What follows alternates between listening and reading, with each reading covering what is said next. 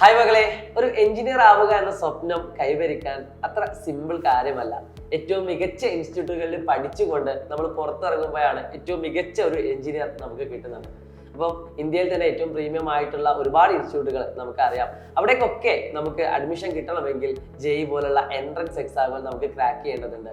അതെ, നമ്മുടെ ഇത്തവണത്തെ JEE എൻട്രൻസ് ഫേസ് എക്സാം അടിപൊളിയായിട്ട് 99+% വാങ്ങിക്കൊണ്ട് ഇരിക്കുന്ന നമ്മുടെ സൈലം സ്കൂളിൽ പഠിക്കുന്ന ഷഹൽ എന്ന് പറയുന്ന വിദ്യാർത്ഥിയാണ് ഇന്ന് ഞാൻ നിങ്ങളെ പരിചയപ്പെടുത്താൻ പോകുന്നത്.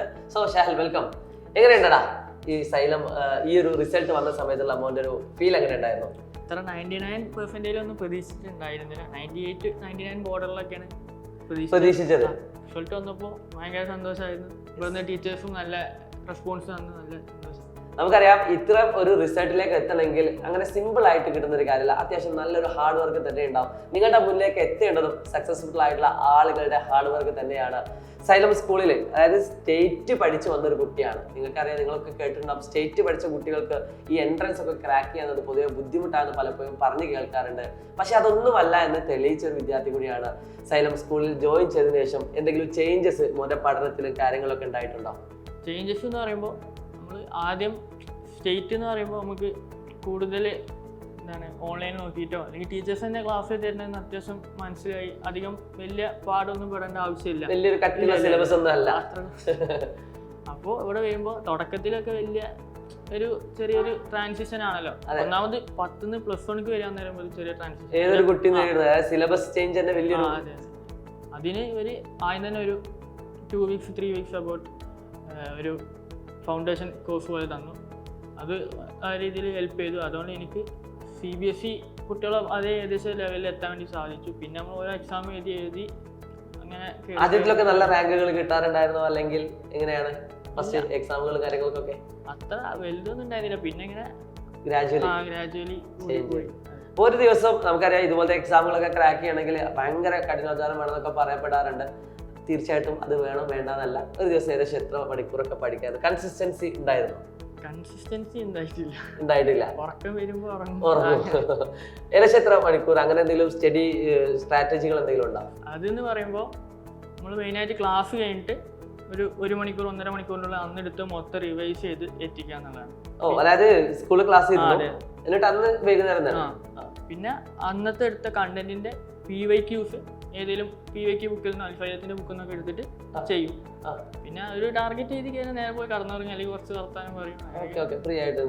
അപ്പൊ ഇൻ കേസ് നമുക്ക് എന്തെങ്കിലും ഡൗട്ടുകളും കാര്യങ്ങളൊക്കെ ഉണ്ടാകുന്ന സമയത്ത് ടീച്ചേഴ്സ് ഹെൽപ്പ് ചെയ്യാറുണ്ട്. ഏത് രീതിയിലാണ് സൈലം സ്കൂളിലെ ടീച്ചേഴ്സ് പോലെ ഹെൽപ്പ് ചെയ്യുന്നത്? ടീച്ചേഴ്സ് നല്ല രീതിയിൽ നമുക്ക് ഡൗട്ട് ഉണ്ടെങ്കിൽ ഒന്നാമത് ക്ലാസ്സിൽ തന്നെ ക്ലിയർ ചെയ്യാൻ വേണ്ടി എല്ലാം റെഡി അല്ലേ എന്നൊക്കെ ചോദിച്ചിട്ടാണ് ക്ലാസ് എൻഡ് ചെയ്യുക. പിന്നെ ഡൗട്ട് ഉണ്ടെങ്കിൽ നമുക്ക് ലഞ്ച് ടൈമിലോ അല്ലെങ്കിൽ ഇൻ്റർവെല്ലിനൊക്കെ അവർ പോയി ചോദിക്കാം. പിന്നെ സ്കൂൾ വിട്ടാലും ബസ്സൊക്കെ എല്ലാവരും ഡൗട്ടും ഇതാക്കിയിട്ട് എടുക്കാറുള്ളൂ സാധാരണ. പിന്നെ ഞായറാഴ്ചകളിൽ ഹോസ്റ്റലിൽ ലീവ് ആകുമ്പോൾ ഹോസ്റ്റലിലേക്ക് ടീച്ചേഴ്സ് വരും. പഠിപ്പിക്കും. പിന്നെ നമുക്ക് ഓൺലൈൻ സപ്പോർട്ട് ഉണ്ടല്ലോ ടാബിൽ. അതായത് നമുക്ക് എന്ത് ഡൗട്ട് ഉണ്ടെങ്കിലും പഠിച്ച ടോപ്പിക് തന്നെ. പിന്നെ AI ഗുരു സെറ്റപ്പ് ഉണ്ടല്ലോ. അതിന്റെ ഒരു സെറ്റപ്പ് എങ്ങനെയാണ്? നമുക്ക് ഡൗട്ട് നമ്മൾ ടൈപ്പ് ചെയ്താൽ അതിന്റെ ഫുള്ള് വീഡിയോ എക്സ്പ്ലനേഷൻ മൊത്തം നമ്മുടെ ടാബിൽ തന്നെ. അത് ഭയങ്കര ഒരു ബെനിഫിറ്റ് ആയിട്ടുള്ള ഒരു കാര്യമാണ്. പിന്നെ നമുക്ക് അറിയാം, ഇതുപോലത്തെ ചോദ്യങ്ങൾ നമുക്ക് വർക്ക്ഔട്ട് ചെയ്യണമെന്ന് പറഞ്ഞു. അപ്പോൾ വർക്ക്ഔട്ട് ചെയ്യണമെങ്കിൽ നമുക്ക് മെറ്റീരിയൽസ് ആവശ്യമാണ്. അപ്പോൾ സൈലത്തിന്റെ കീഴിലുള്ള മെറ്റീരിയൽസ് എങ്ങനെ എഫക്റ്റീവ് ആണോ, എങ്ങനെയൊക്കെയാണ്? സൈലത്തിന്റെ സ്കൂളിൽ കിട്ടുന്നത് ഇന്റഗ്രേറ്റഡ് സ്കൂൾ പ്രോഗ്രാം എന്ന് പറഞ്ഞ മെറ്റീരിയലാണ്. അത് NCERT അതുപോലെ തന്നെ കോർ കണ്ടന്റ് മാത്രം എടുത്തിട്ടുള്ള മെറ്റീരിയലാണ്. അപ്പൊ നമുക്ക് NCERT വായിക്കുന്നതിന് പകരം ഇത് വായിച്ചാൽ മതി. അധികം വായിക്കും വേണ്ട. അതായത് ഭയങ്കര ക്രിസ്പ് ആയിട്ടുള്ള ഒരു നോട്ട് കാര്യങ്ങളൊക്കെ ആയിരിക്കും കോൺസെപ്റ്റ് ഓറിയന്റഡ്.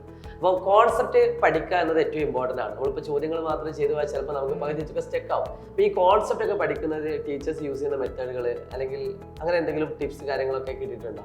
ഞാൻ മെയിനായിട്ട് ഒരു ക്ലാസ് കഴിഞ്ഞാൽ മാക്സിമം നമ്പർ ഓഫ് ക്വസ്റ്റ്യൻസ് ചെയ്യുമ്പോൾ തന്നെ നമുക്ക് അറിയാത്ത കോൺസെപ്റ്റ് എന്തായി തന്നെ കൂടുതൽ മനസ്സിലാവാൻ വേണ്ടി ക്വസ്റ്റ്യൻസിലൂടെ സാധിക്കും. സെയിം പാറ്റേണിൽ അല്ലെങ്കിൽ ഒരേ ടോപ്പിക്കിൽ തന്നെ ഡിഫറെന്റ് ആയിട്ടുള്ള ക്വസ്റ്റ്യൻസ് പ്രാക്ടീസ് ചെയ്യും. അപ്പോൾ നമ്മുടെ ടാബ് യൂസ് ചെയ്തുകൊണ്ട് ഓൺലൈൻ എക്സാമുകളൊക്കെ അറ്റൻഡ് ചെയ്യാറുണ്ടോ? ഇനി അല്ലെങ്കിൽ മറ്റു രീതിയിലുള്ള എക്സാമുകളാണോ? എങ്ങനെയാണ് എക്സാം സിസ്റ്റം? എങ്ങനെയാണ് സൈലം സ്കൂളിലെ എക്സാം? മന്ത്ലി ടെസ്റ്റ്, അതായത് ലോങ് എക്സാംസ് ഉണ്ടാവും. അതായത് ഓരോ ലെസൺസ് തീരുമ്പോഴും 3 ഫിസിക്സ് കെമിസ്ട്രി മാത്സിൽ സെറ്റായിട്ട് ഉണ്ടാവും. മിക്സ്ഡ് ആയിട്ടുള്ള ക്വസ്റ്റ്യൻസ് ആണോ? JEE ടൈപ്പ് തന്നെ? JEE type, JEE previous year questions ഉണ്ടാവും. പിന്നെ അതിൻ്റെ ഒപ്പം +1 ടോപ്പിക്സും കൂടി മിക്സ് Include ആക്കി ചെയ്തുകൊണ്ട്. ഇൻക്ലൂഡ് ചെയ്തിട്ട് അപ്പോൾ അവിടെ റിവിഷനും കൂടി ഓക്കെ ഒരേ സമയത്ത് അപ്പൊ ബോർഡ് എക്സാമിനും അതേപോലെ ജെയ്ക്കും പ്രിപ്പയർ ചെയ്യുന്ന സമയത്ത് ഏതെങ്കിലും ഒന്നിന് പ്രയോറിറ്റി കുറയുന്ന ഒരു കാര്യം ഉണ്ടോ? അതെങ്ങനെയാണ് രണ്ടും കൂടി ഒരുമിച്ച് കൊണ്ടുപോകാൻ പറ്റുന്നത് എങ്ങനെയാണ്? അത് ഓരോരുത്തർക്കും ഓരോ പെർസ്പെക്റ്റീവ് ആവുമല്ലോ. എനിക്ക് കുറച്ചും എൻട്രൻസ് ബേസ്ഡ് ആവാനായിരുന്നു ആദ്യം നോക്കിയത്.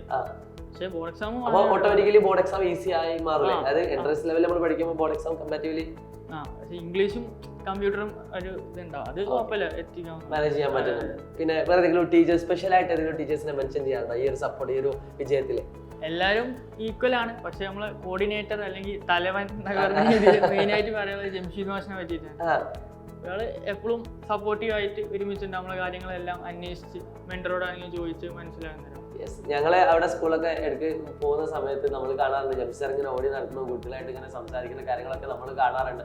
അപ്പം ഏറ്റവും മികച്ച ടീച്ചേഴ്സിന്റെ കൂടെ പഠിക്കുന്ന സമയത്തിനാണ് റിസൾട്ടുകൾ വരുന്നത്. പിന്നെ അതേപോലെ നമ്മുടെ കൂട്ടുകെട്ടുണ്ടാവില്ല, അതായത് ഇപ്പോൾ ഇവിടെ വന്ന പല ആളുകളും പല തരത്തിൽ അല്ലെങ്കിൽ പല സ്ഥലങ്ങളിൽ നിന്ന് വന്ന കുട്ടികളായിരിക്കും. അപ്പൊ അവരുമായിട്ട് മിങ്കിൾ ചെയ്യുന്നതും അതൊക്കെ എത്രത്തോളം പഠനത്തെ സഹായിച്ചിട്ടുണ്ട്? എങ്ങനെയാണ്?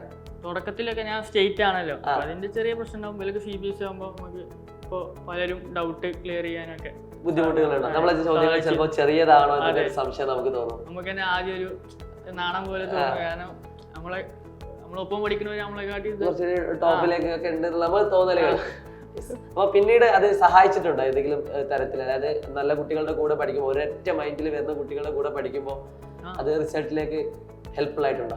അതെ, കാരണം ഓലായിട്ട് കോമ്പീറ്റ് ചെയ്യുമ്പോൾ നമ്മൾ അത്യാവശ്യം ആ ലെവലിലേക്ക് പോകുന്നുണ്ട്. യെസ്, തീർച്ചയായിട്ടും. അപ്പൊ അത് നമ്മൾ കുറച്ചുകൂടി ഹാർഡ് വർക്ക് ഒക്കെ എടുത്തുകൊണ്ട് യെസ്. അപ്പൊ എന്തായാലും ആ ഒരു ഉയർച്ച നമുക്ക് കാണാൻ സാധിക്കുന്നുണ്ട്.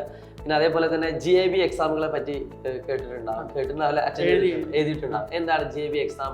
എങ്ങനെയൊക്കെയാണ് അതിന്റെ ഒരു പ്രോസസ്സ് പോകുന്നത്? GAB exams computer based test ആണ്. പിന്നെ ഓൾ കേരള ഫൈലത്തിലുള്ള എല്ലാ കുട്ടികളും, ഫൈലത്തിന്റെ പുറത്തുള്ള കുട്ടികളും എഴുതുന്ന എക്സാമാണ്. അപ്പോൾ ഓരോരുത്തരുള്ള കോമ്പറ്റീഷൻ നമുക്ക് മനസ്സിലാവാൻ വേണ്ടി അത് സഹായിക്കും. അതായത് അതേ രീതിയിൽ തന്നെ സെയിം പാറ്റേണിൽ തന്നെ ചോദ്യങ്ങൾ വർക്ക്ഔട്ട് ചെയ്യിച്ച് നമുക്ക് അതേ ഒരു പ്രഷർ കിട്ടോ, ഫീൽ കിട്ടോ? പ്രഷർ ഞാൻ കൂളായിട്ടാണ് എഴുതിയത്, കുഴപ്പമൊന്നും ഉണ്ടായിരുന്നില്ല. പിന്നെ കുറച്ച് റെസ്റ്റ് ഒക്കെ എടുത്ത് അങ്ങനെ വല്ല ചെയ്തു. പിന്നെ നമ്മൾ പഠിക്കുന്നതിന്റെ ഇടയിൽ നമ്മൾ ചില സമയങ്ങളിൽ നമുക്ക് ടെൻഷനൊക്കെ വന്നുകൊണ്ടോ ഇനി അല്ലെങ്കിൽ റിസൾട്ടൊക്കെ കുറയുന്ന സമയത്ത് പലതരത്തിലുള്ള ഒരു മാനസിക പ്രശ്നങ്ങൾ നമുക്ക് ഉണ്ടാവാറുണ്ട്, പൊതുവെ കുട്ടികൾക്ക് ഉണ്ടാവുന്നത്. അങ്ങനെ അത്തരത്തിലുള്ള സിറ്റുവേഷൻ ഉണ്ടായിട്ടുണ്ടോ? ഉണ്ടെങ്കിൽ എങ്ങനെയാണ് ഓവർകം ചെയ്തത്? ഫസ്റ്റ് ആയിട്ട് അങ്ങനെയൊക്കെ തോന്നുന്നത് നേരെ പോയി കടന്നു വെറൈറ്റി സ്ട്രാറ്റജി അതാണ്. ടെൻഷനൊക്കെ ഉണ്ടാകുന്നത് അത് വേഗം പോയി കടന്നുറങ്ങുമ്പോൾ അത് ശരിയാവും. അപ്പോൾ കടന്നുറങ്ങുമ്പോൾ അതൊക്കെ ശരിയാവും. കടന്നുറങ്ങി എഴുന്നേൽക്കുമ്പോൾ വീണ്ടും ട്രാക്കിലേക്ക് എത്തുന്നതാണ് പറഞ്ഞത്. എന്തായാലും വളരെയധികം സന്തോഷമുണ്ട്, പ്രഷർ ഇല്ലാതെ ഏറ്റവും മികച്ചൊരു റിസൾട്ടിലേക്ക് എത്താൻ സാധിച്ചത്.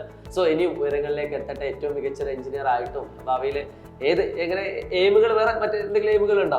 മറ്റു പല എക്സാമുകളൊക്കെ അറ്റൻഡ് ചെയ്തെന്ന് പറയുന്നത് കേട്ടോ. ഏതൊക്കെ എക്സാം ആയിരുന്നു എഴുതിയത്? ക്വാളിഫൈ ചെയ്തു. അപ്പൊ അതിലേക്ക് പോയിട്ടില്ല. തീർച്ചയായിട്ടും. മറ്റേതെങ്കിലും എക്സാമുകൾ വരാനുണ്ട്, കീമും കാര്യങ്ങളൊക്കെ വരാനുണ്ട്, അതൊക്കെ എഴുതണമെന്ന് ആഗ്രഹിക്കുന്നുണ്ടോ? ഓക്കെ, തീർച്ചയായിട്ടും എല്ലാ എക്സാമുകളും മാക്സിമം ക്രാക്ക് ചെയ്യാൻ പറ്റട്ടെ. ഏറ്റവും മികച്ച ഒരു ഇൻസ്റ്റിറ്റ്യൂട്ടിലെ ഏറ്റവും മികച്ച ഒരു വിദ്യാർത്ഥിയായിട്ട്, റാങ്ക് ഹോൾഡർ ആയിട്ടൊക്കെ ഭാവിയിൽ വരട്ടെ എന്ന് ആശംസിച്ചുകൊണ്ട് ഈ ഒരു വീഡിയോ നമ്മളിവിടെ അവസാനിപ്പിക്കുകയാണ്. സോ എല്ലാ മക്കൾക്കും നല്ലൊരു മോട്ടിവേഷൻ ആവട്ടെ. It's me Shahid Ramzan. By.